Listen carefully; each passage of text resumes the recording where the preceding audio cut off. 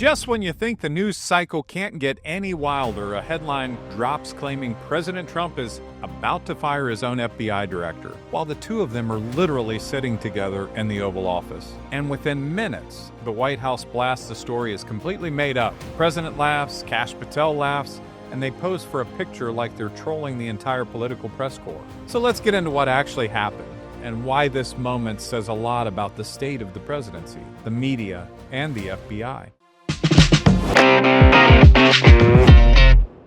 The White House moved fast Tuesday to shut down a report alleging President Trump was weighing the ouster of FBI Director Cash Patel. The claim came from MS Now, citing unnamed sources who said Patel was on thin ice after weeks of negative headlines involving this use of government aircraft, public disputes. By the way, everyone understands it's a requirement for a federal director of the FBI to not fly private. They have to use government aircraft. No choice. Public disputes inside the administration and a high-profile security detail assigned to his girlfriend, country music artist Alexis Wilkins. According to the report, the administration was even eyeing a replacement, co-deputy FBI Director Andrew Bailey. But minutes after the story hit the internet, Press Secretary Caroline Leavitt jumped online and called it what she said was totally false.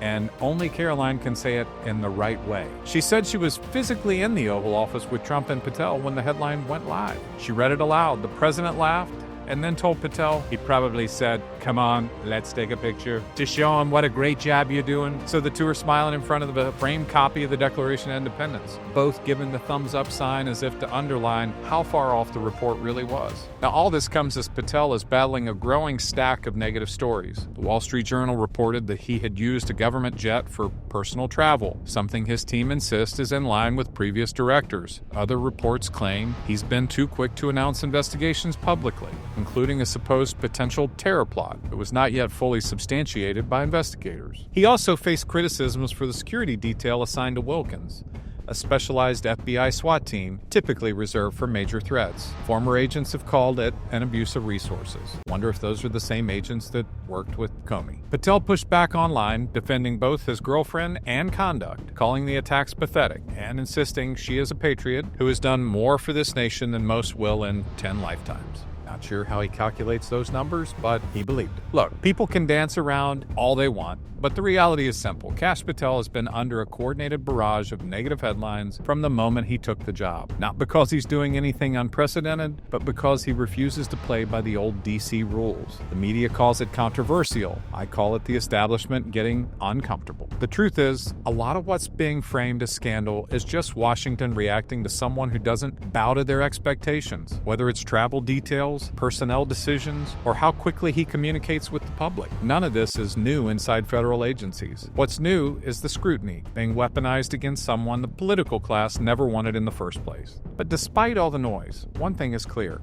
As of tonight, the White House is closing ranks around Patel, and Trump is publicly signaling that the FBI director is not going anywhere. And that's where this gets interesting, because whether you like Trump or you don't, whether you support Patel or you don't, this moment exposes the tension between media narratives, anonymous sourcing, and the speed of which political stories can get oxygen before facts ever catch up. In an era where a single headline can shape perception instantly, this is another reminder of just how quickly the ground can shift under Washington's feet, and why every story deserves a second look before the internet decides it's the truth. And if you want clear, fact-driven analysis you can actually trust without the noise, make sure you're following the long game for every episode, every breakdown, and every angle that actually matters.